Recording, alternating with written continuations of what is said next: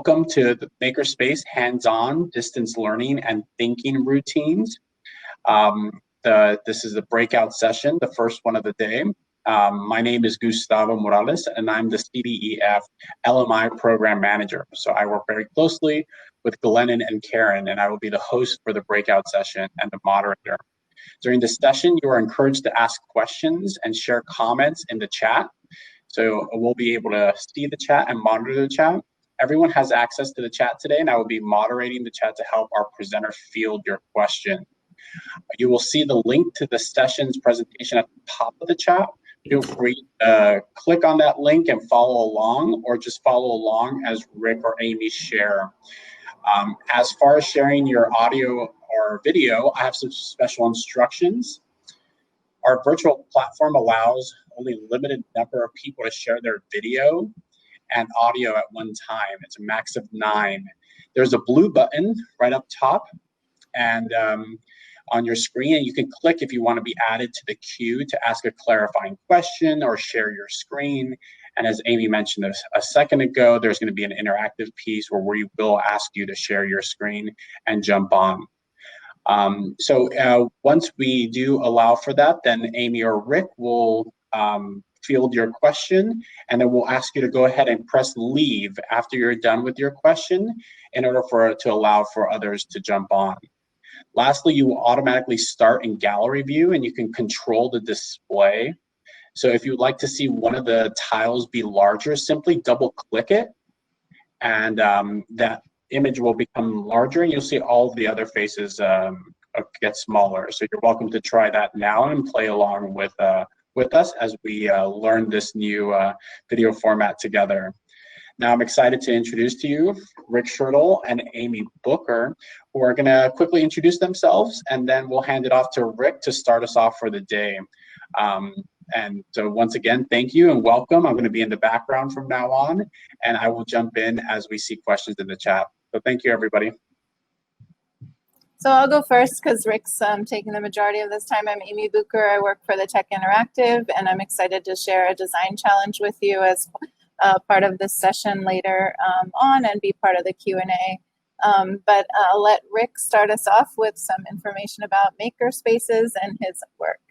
Sure. All right. Awesome. Thanks, Amy, and Gustavo as well. So yeah, I'm Rick Schertl, coming to you from San Jose, California. And I'm a K-8 maker teacher at Steindorf STEAM School. And I'm going to be starting us off about 25 minutes or so talking about kind of my experience teaching making via distance learning. So we're going to go ahead and start off with that. So this is a new platform, so I'm hopefully everything will go well. All right, so I think everyone sees my first screen here. Okay, good. All right, so I'm gonna kind of pause along the way and hopefully take some of your questions because I want it to be as interactive as possible. And this is kind of what we're gonna cover. So first of all, I wanna talk about what is a maker or who is a maker, a little bit about my history in making and in teaching. I'd like to start off with that, just spend a few minutes doing that. And then kind of what things look like when I left school on Friday, March 13th, not to return for the rest of the year and not knowing when I'm going to return. So I'll kind of just share a little bit about my experience with that. Going to have a little Q&A time in between, and then I'm excited to have Amy from the Tech Interactive, formerly the Tech Museum in San Jose, sharing a design challenge, something that you can take and you can use with your students right away. So the first question I want you to think about is who is a maker? Are you a maker? Are your students makers? So I just kind of want to think about that question at first. We were going to have this kind of a little poll where you're going to share your answers, but technically it wasn't really working. If you want to put some thoughts into the chat right now about who is a maker, you can go ahead and do that. But I want to start off with a quote from Dale Doherty. So Dale's a guy who's kind of the father of the modern maker movement. He's the founder and CEO of Maker Media. And I love this quote from one of his books. He says, "America was built by makers, curious, enthusiastic amateur inventors whose tinkering habits sparked whole new industries." This is a picture of Dale and I at Maker Faire. I don't know if any of you have been to a Maker Faire before, but it was really an event that changed my life about 12 or 13 years ago. Talk a little bit more about it, but Dale, he knows, practically everyone there knows their name. It really got me just kind of connected with people that, I really just connected with. It was a really exciting time. This book by Dave Lang really kind of describes one maker's journey really well. And Dave, he went from not knowing anything about how to use tools and materials to actually inventing a underwater explorer robot and then forming that into a company. And his company is based out of Berkeley, California, and they sell these low-cost underwater explorer robots. And he tells the whole story in his book, Zero to Maker, a lot of things that I could relate to kind of in my maker journey. In Dale's book, he talks a little bit about characteristics of a maker, somebody who's creative, they're not afraid of failure, playful. They make things for personal use, for social use, and for commercial uses. They value making and creating over using and consuming. And they could be any age, from any culture, and they love to share their projects. Getting back to Maker Faire is really a time and a place where people share their projects just for the joy of sharing. Dale even went on to go on to say that making is in our human DNA. We were born to make. So who is a maker? We are all makers. This was actually one of the slogans for Maker Faire. I think around 2015, they have kind of a slogan every year. And their slogan was, who is a maker? So back in 2007, I went to my first Maker Faire. These are my kids. And this was a family event. And it was one of those things where we took our kids, they were small, and they just didn't want to leave. They just loved it. They had a blast. And, I thought this was like amazing. It's like a science fair, like on steroids. It was just, it was crazy. And we, since then we went every year after that. And Maker Faire grew. I think the first year was about 20,000 people, and it grew to over 140,000 people with the flagship Maker Faire held in San Mateo. So the question is, when kids come back from Maker Faire, they're inspired. What do they do after that? Well, Makerspace is in schools. And this is a little bit part of my story. This is my first year at Steindorf, where I'm at now. But even going back further, I was just a kid who loved making stuff. And I was lucky to have a dad that allowed me to make alongside of him. And there I am as a goofy kid. The bottom right-hand picture was me making a balsa wood glider. It took hundreds of hours to build, and my dad and I crashed it in about 30 seconds. For some reason, we picked up the pieces, moved on, went on to building other things. So, really got to kind of have all kinds of unique experiences. We built a family makerspace in our basement, right below where I'm sitting now. But my journey into the modern maker movement began when a friend of mine gave me a copy of this magazine called Make Magazine. And one of the articles was how to repurpose an old VCR into an automatic cat food feeder. And I just thought, oh, this is crazy. This is a wacky idea. Why would anybody want to do that? But that's fun. And I realized that, this is the kind of thing that really excites me. This is the kind of thing I'm really interested in. But it's also for people that are engineers, and I didn't have an engineering background. But then I realized that this is really something for everyone. So I'd always been into rockets, and I proposed this idea of a compressed air rocket project to the magazine. They actually picked up the project idea and did a 25-page article for the magazine. This is back in 2008. And things really took off from there. I went on to do dozens more articles and then 2 books.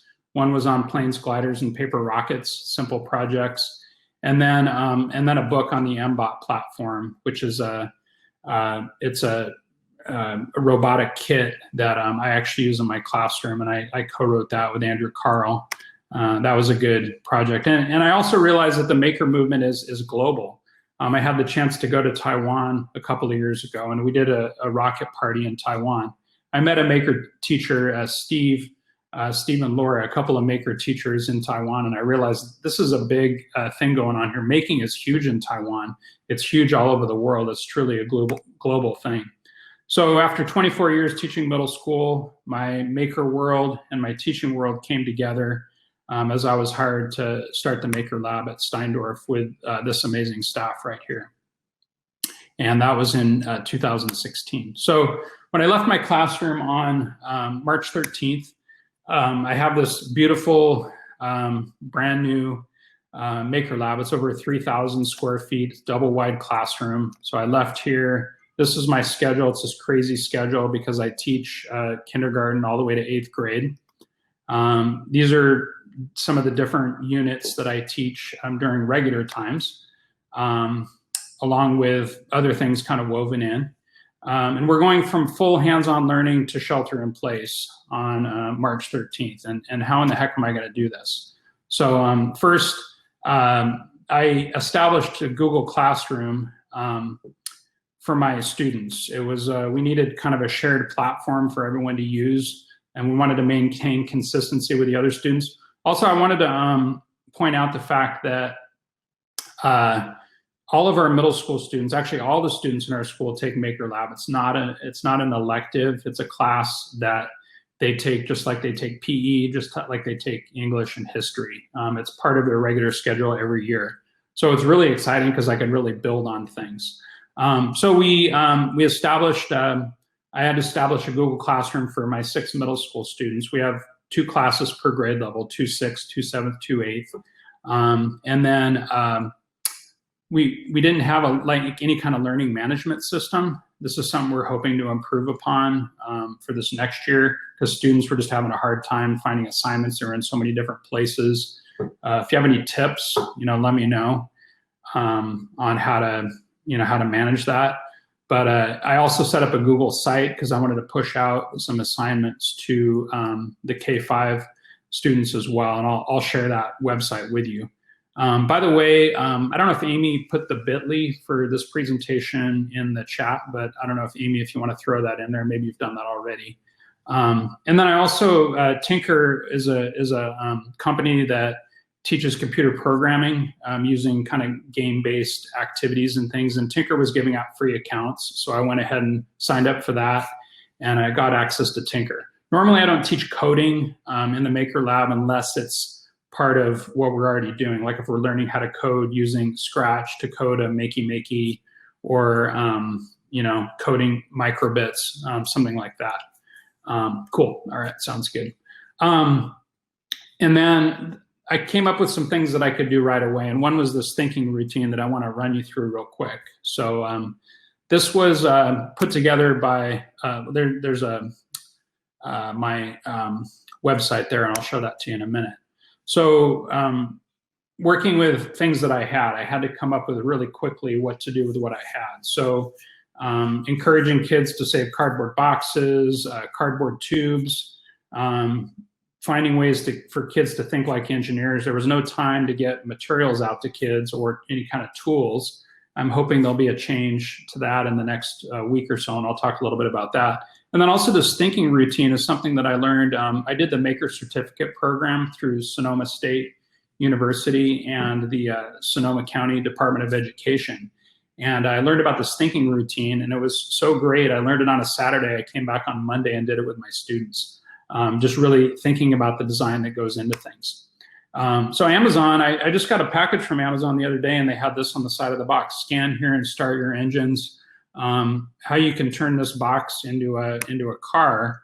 And then Amazon, I followed the link, and then they had these 6 different projects that you can make out of Amazon boxes. And I thought, okay, yeah, it seems like they kind of get it working with what you've got. So these are kind of more of my favorite low-tech materials, whether we're at home or in the classroom. Agency by Design it's a project of the Harvard Graduate School of Education and Project Zero, and they were the ones that came up with this thinking routine. And the whole concept of being maker empowered. The thing that I wanted to focus on here is having a heightened sensitivity to design being comfortable working with high and low tech tools and materials, the power to deconstruct and construct your world, and not being afraid to take chances. An example of this is a couple of weeks ago, a friend of mine here in the neighborhood, he was moving out of his apartment and he needed to fill some holes in the drywall that had been caused by this shelf that unfortunately came down. He's a Stanford grad. He went to Stanford about 10 years ago. He was an engineer at Tesla. This is a smart guy, but he'd never really learned how to, fill holes in drywall. He came on by, and I gave him a little tutorial. I got him set up with, putty knife, with spackle, all the things that you need for that. And then he went back and he was able to do it. So, it just reminded me that I really want my students to be comfortable, doing even simple little things like that. And where we live here in Silicon Valley, a lot of people, they have the head knowledge, they have the math, they have the science behind everything, but they don't sometimes know the practical things, for living, and little repairs, home repairs, and things like that. And teaching my students to do that. So being comfortable, learning how to do that, a little spackle, sandpaper, putty knife, you're good to go. So this is their framework for maker empowerment. I have a link to their website in the slideshow. But basically looking at an object more closely. So choosing an object or a system and asking what are its parts, what are its purposes, and what are its complexities. So we're gonna, I'm gonna pause for just a couple of minutes. I'm gonna look at some of the questions in the chat, and then I want you to find an object. I've got a few examples, some things that you might be familiar with. You might have become familiar with one of these, especially during shelter in place. One of these here, possibly, something you got around the kitchen. One of my favorite tools right here, an adjustable wrench. There's a lot, these are things we use every day, but we don't necessarily think about all the mechanisms and the complexities of these things. Even simpler here, ballpoint pen. I really like this kind of pen right here. A pencil, maybe, just something you've got lying on the table there next to you. Stapler right here. We're all familiar with these. So think about these and just take about 2-3 minutes. You can lay it out in a variety of different ways if you want to kind of make a bulleted list, parts, purposes, complexities. There's a great TED Talk on this topic as well on the Agency by Design, where Jen Ryan did a TED Talk on this about 5 or 6 years ago. And the teachers in that TED Talk, they broke down a doorknob. It was a doorknob locking mechanism, and there's kind of a lot going on there. You've got levers, you've got gears, really just kind of taking a new look at some of the common things that we use each day. So I'm going to browse through the chat here real quick, see if there's any questions, and give you a couple minutes to kind of think about this, and then I'm going to go ahead and continue with my presentation. So, ooh, all right, good. I love this. So Carol, with your ballpoint pen dissection, when I was a kid and I was in high school, I was always playing with those ballpoint pens, the clickers with the springs in them. I spent so much time in class taking those apart and fooling around with those. Very, very cool. Deconstruction, the same as reverse engineering. Yeah, sure. Yeah, absolutely. Just kind of a different way of looking at it. I mean, other things like I did this with a hat. This hat that I like, it's got vents, for allowing the free flow of air. It's got the bill. I mean, if you're ever in the sun and you're trying to read or something in the sun at the beach or outside, not having the bill on the hat, that sunshade is really annoying, but you put that hat on and all of a sudden, it's just a lot more comfortable. So, just kind of rethinking those common items. All right, let's see here. Okay, it looks like we've got some students are naturally makers. Yes, love that. If you want to just add to the chat things that you are kind of examining now, or you're taking a look at now, maybe while we're meeting, a common object, nail clipper, yes. Major like levers, simple machines going on with a nail clipper, for sure. Scissors as well, yes. So the parts, purposes, and complexities. A good way to do this with students too is to, they can do just a brief sketch of that object, and then, they can kind of just label it, put labels around it, kind of like a big brainstorm around that. Charging cord, yeah, for sure. There's probably loads of electrical engineering that go into a simple charging cord. Excellent. Very good. Okay, so I'm gonna go ahead and keep moving.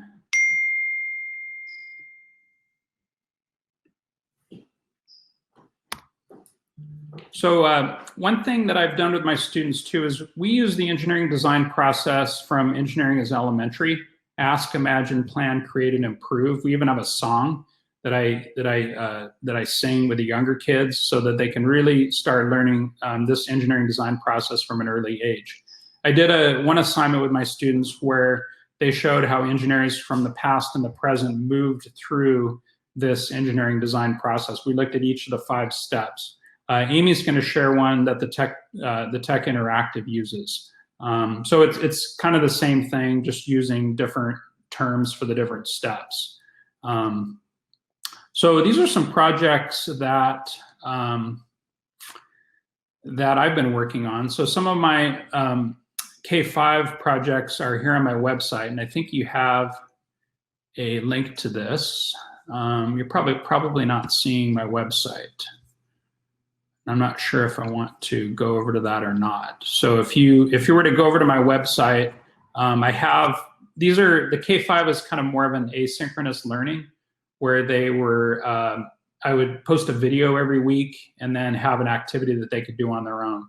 And then their regular homeroom teacher would kind of follow up with them on that, and then they can share out via their regular homeroom.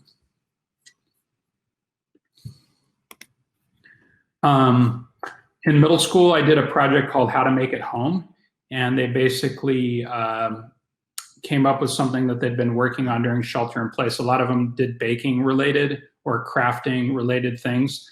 Some of them, it was like how to build a good fort using couch pillows and blankets. Some of them were, one kid was really into forging, and he had like a little backyard forge that he had built. One of them was doing homemade greeting cards. We had homemade lumpia, a lot of brownies and cookies and cupcakes, and they either did a video or a Google slideshow on the various steps. So the tools and materials needed, and then the steps to get through that. And then we did one called Rube Steinberg that didn't work really well, but it was supposed to be kind of a chain reaction machine that went from one house to the next. We might try to revisit that and fine tune it. So for next year, and my school year starts next week through full distance learning. But there's going to be a lot more live instruction. They're going to follow a schedule.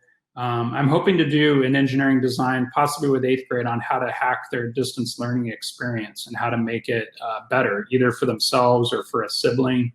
I'm also hoping to get kits out to students.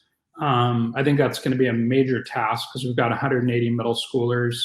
And then, if we pull elementary into that also. I know my wife's really into working with textiles, and my daughter also. So I'm thinking possibly embroidery, maybe doing something with puppets, but I'm really hoping to have it be more hands-on and really emphasizing on keeping it fun too at the same time. So those are a few things that I'm looking at. So last year we met once a week with each class, only for half an hour. But that was kind of more about building those relationships. And I know probably for a lot of you as well, there's going to be a lot more accountability for the students being tuned in, having their cameras on, and really having them engaged. So I'm still working on how to share out their learning. But so far we've used Google Classroom.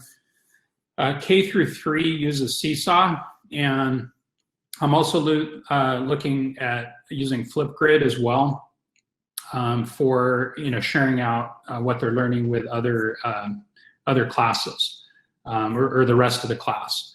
We're also moving from Google Meet to Zoom, and this will allow us to break the kids into small groups. So I'm looking forward to that as well. One thing I like to do too is just let the students know what I'm working on kind of during shelter in place and through the summer. So these are a few of my projects. So I know the bread baking was kind of cliche. Everybody was posting about their perfect loaves of bread on, Facebook and things like that.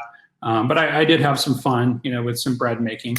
I also built a workbench for my little teeny tiny at-home shop, rolling workbench that I could pull out. And this is pretty much similar to the ones that I have in my classroom, but just kind of a miniaturized version of that.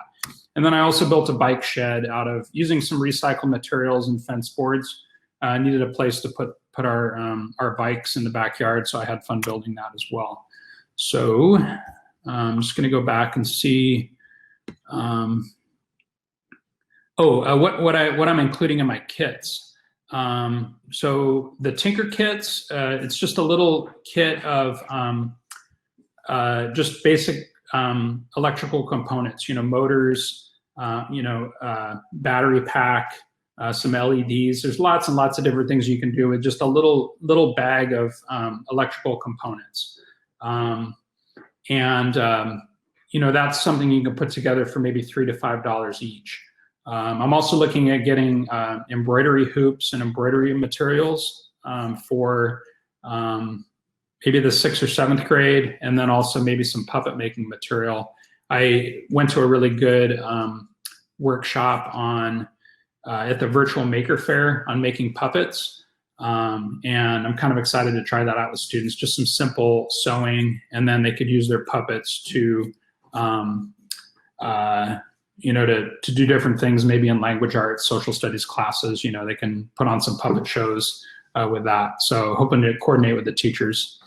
The other thing is the microbit. The microbit is about $15 each, and I know it's an investment to get those, but we already have those for 60 kids, so I can do a whole grade level on microbits. I'm hoping to get those home. It's all web-based as well. Kids are using Chromebooks, so everything pretty much kind of has to be web-based.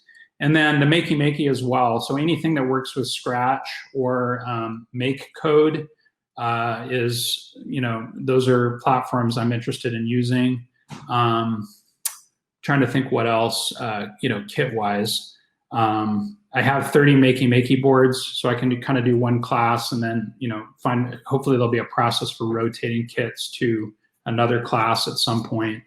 And then we also have some SparkFun inventor kits as well. But the problem with those is that they're not web-based. You actually have to load the Arduino program on there to run the SparkFun kits. So that's still kind of coming together, and I'm going to be busy sorting through a lot of stuff next week. So let me just click through a few of these other resources quickly.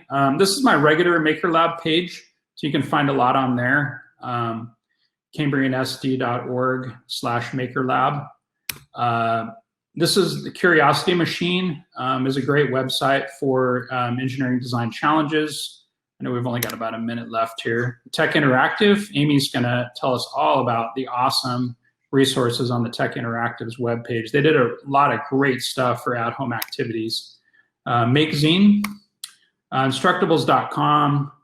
Even if the kids aren't making things on Instructables.com, just digging through there and seeing all the making possibilities.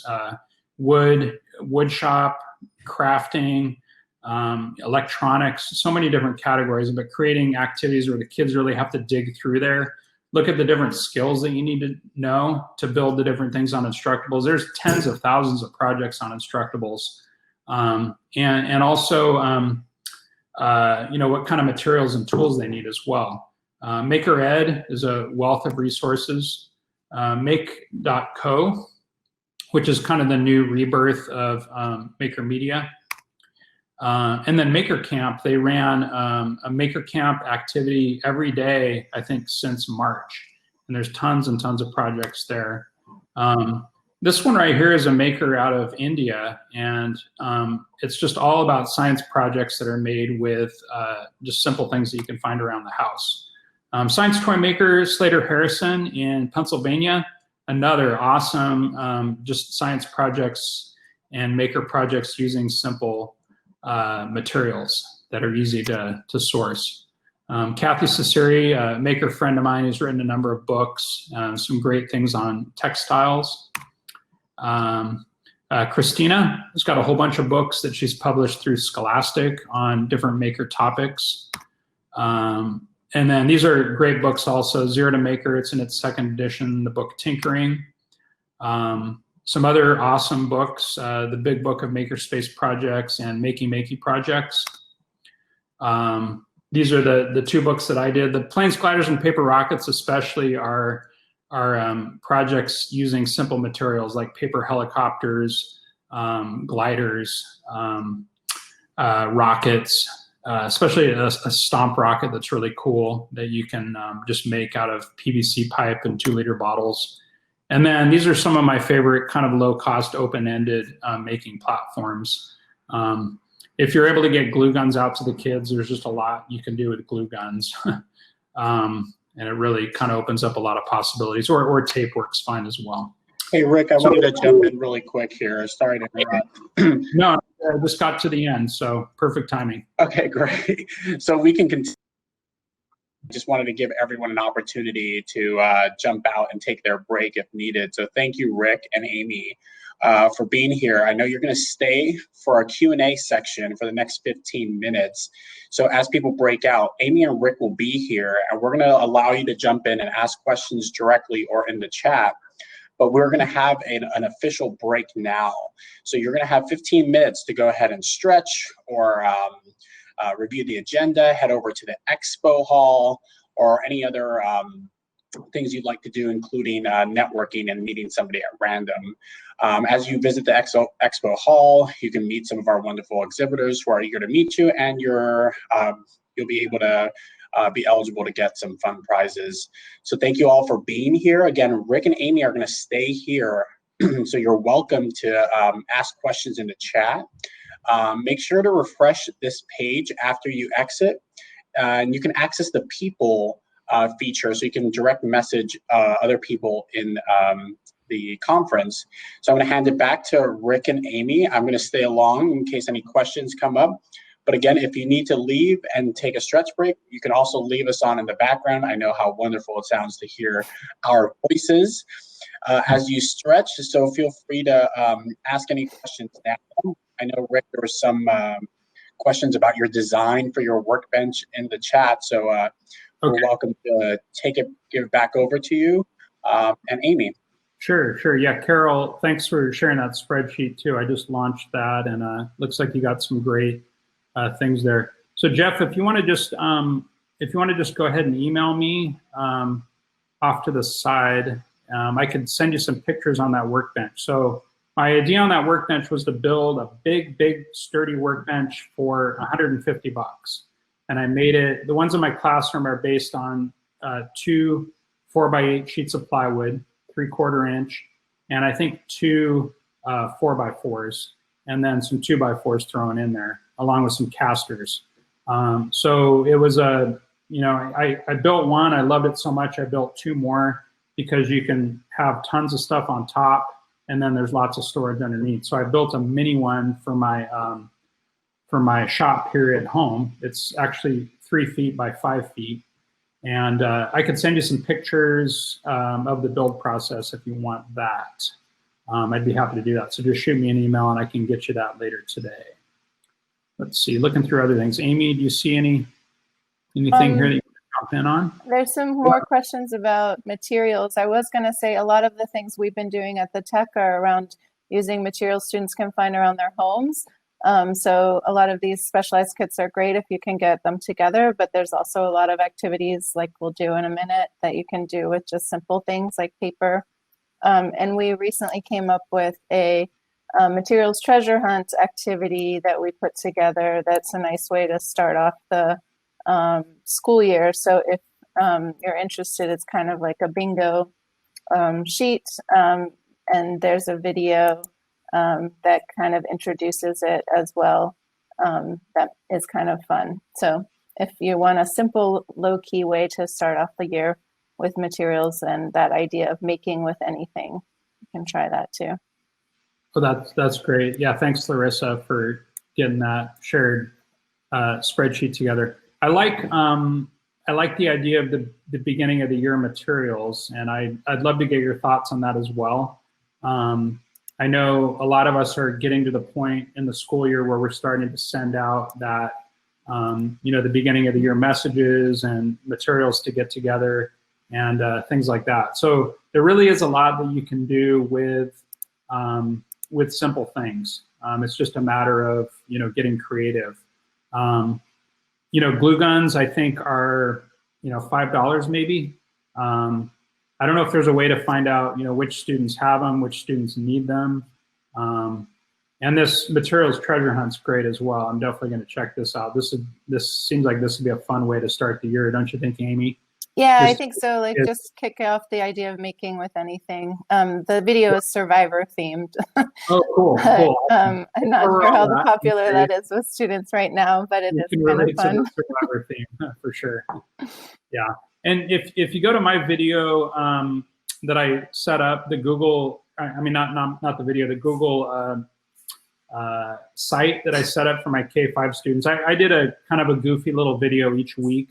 I did a lot of walks around my neighborhood, and I kind of told the kids about things going on around my neighborhood. I live in a pretty unique neighborhood in downtown San Jose, and I just showed them different things. I live close to San Jose State, and also I discovered I'm about a half mile from the Eggo factory where Kellogg's makes the toaster waffle. You can't get in there, but at least I was like right there at the gate, in front of the Eggo factory, and the kids really got a kick out of that. They thought that was fun. They had no idea it was like hidden back there, behind our house. So might be silly. Any STEAM standards? Oh, that's a good question. Do you have any thoughts on that, Amy? I know. I think I would recommend going to the Maker Ed website. Maker Ed has some really good frameworks for STEAM. Yeah, so if you go to makered.org, I think Gabriella, I think you'd find some good resources on frameworks and things. I also had a new Maker teacher share a rubric that she uses, and I'll try to put that on one of my websites for doing assessment, because sometimes it's hard to do assessments for Maker projects. And this was a real simple rubric to use with that I really liked. It was very generic, and you could use it for a lot of different things. Somebody was asking about the thinking routine. Yeah, that would be Agency by Design, and they have the website and everything that describes that. So I don't know if Gustavo, you can Google that real quick and post that into the chat. I can't multitask as well as like some of the young folks. And somebody else was asking about pre-K and K resources. We tend to target older grades at our museum, but I do know, having a 4-year-old myself, that what tends to work well is a lot of these story-based things or simple exploration with materials. So you might, for example, we're in the process of creating a story around a picture book called Far Away Fox, which is sort of an environmental story about foxes and the challenges of having their paths cut off. And so that idea of building wildlife crossings for them. And so you could read the story and then have the students build a wildlife crossing, sort of like a bridge building activity or a tunnel building activity with cardboard or recycled things. And they sometimes just really get into exploring the materials themselves, and they really can relate to the story and the narrative there. So that's my suggestion for those. And also simple exploration of, what happens when things float or not, what kinds of things. And so boat building or floating and sinking. So those simple things that are relating to properties. We do have some design challenges on our resources page for K, for kindergartners that are aligned to standards. They are currently fairly long. I will warn you, they're long lesson plans. So they're for longer units, but you can pull out pieces of them that might be useful. So I'll look really quick and see if I can find one example and put it on here. Yeah, and I don't know, Amy, about with your 4-year-old, like, have you set up kind of like a little maker area? I have a kind of a maker bag because we don't have much room, but yeah, it works well. We pull out a maker bag, and I just came across a book recently that somebody had recommended that I purchased, and I will try to find that really quick and put it in the chat as well, because that was an excellent resource too for that age group. You know, anytime kids can have their own little area, you know, if they have a house that's big enough for that, you know, not everybody does, but you know, if they have a little area where they can have their ongoing projects and just keep them out there. Glue gun's safe for 2nd to 4th graders. I'd say absolutely, but there is also you know, debate about that. I think it's absolutely, you know, it's not going to be, if they do get burned, they're going to learn that the end's hot, and they're going to put some ice on there and they'll be okay. But I use glue guns down to, you know, 2nd grade. They could even wear old gloves if you have like some old like work gloves or something that they could use while they're using the glue guns, the younger kids. And then I started introducing power tools around 4th and 5th grade. We start using some power tools, drills, not, you know, cut off a finger kind of power tools, but, you know, drills and a scroll saw. We use the scroll saw and that kind of thing. Sorry to interrupt. So everyone, you have about 3 minutes, and we're going to start our next presentation.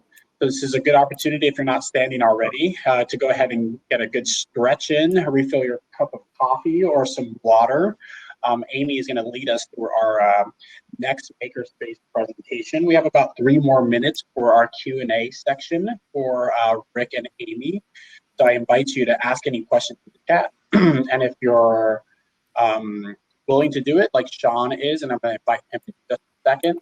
Sean is going to ask his question live. So we have about 3 minutes to go ahead and refresh your page if you haven't already. You can get the People app up top, but I'm going to let Sean in here. Thanks so much. I just want to say thanks. And I was on a professional development at MIT earlier this summer. And one thing that they've added to Scratch that might not be known to everybody is that they have a new machine learning component where you can hold up things that identify, like, this is a cup, this is another cup, this is the 3rd cup, or paper, plastic, and you know, recycled materials, and then you can take the machine can learn it. It'll give you a piece of code that you can then put back into Scratch.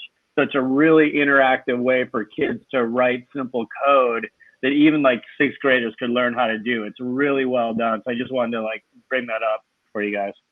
Awesome. Yeah, it sounds like a great resource. So that was it a specific Scratch workshop that you were at? No, it was through a symposium through MIT for STEM teachers, and they had the guy who started Scratch on, and he was talking about some of the third-party softwares that they've included. You know, like you can take Scratch and code it to your Sphero robot so it'll interact that way. They've had that for a few years, but they recognize that the machine learning and the AI is a piece that we can now, as teachers, teach our kids how that works. Yeah, that's fantastic. I mean, Scratch, they put a lot of energy into their development and have really done just an amazing job, I mean, for the last 10 years. You know, Sean, I also wanted to mention for folks looking at doing 3D design, Tinkercad. Yeah. So Autodesk put a ton of energy into Tinkercad a number of years ago, and it's a really solid program now. It was I totally agree, and not only that, but you can code. You can have circuits. You can teach circuitry through Tinkercad, and you can also do coding now through Tinkercad. So you can say, "Hey, take this rectangle, move it 5 degrees, and then take a different color, and then run that 25 times, and you can make a vase or whatever." And it's an incredible tool. No, it's absolutely amazing, and I mean, I don't want to get away from the physical. I really want kids physically making things, you know, because they're on the screen so much, but. You know, if you're looking, you could develop a whole course around Scratch, a whole course around Tinkercad. And Tinkercad would go down to how young do you think on Tinkercad? You know, there are some third graders who can do that really, but starting in 4th grade. And then one thing you can introduce to them is that a lot of times I'll give them drawings, like specific part drawings, and they'll have to then take that part drawing and make it into Tinkercad. So and I'll have that physical object for them the next time, like I'll 3D print it, put it on the laser cutter, and they'll have to take it and measure it and then make a part drawing from that, or do a Tinkercad 3D model of it. Very cool. So sorry to interrupt here. Thank you so much, Sean. Yeah, No thanks, problem. Sean. Have a great day. Thanks, guys. Yeah, you too.